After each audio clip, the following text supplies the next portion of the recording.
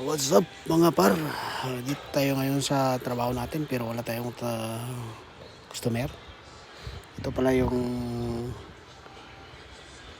kahimtang ngayon sa sa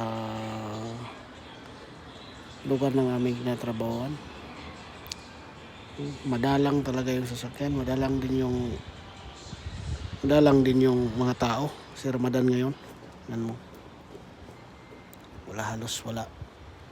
Halos walang katao-tao yung Sinaya. Ito yung lugar ng lahat pagawaan ng mga steel at dito mga sasakyan. Dito yung pagawaan, marami dito. Nakapaikot lang. Wala ngayon, mahina kasi Ramadan.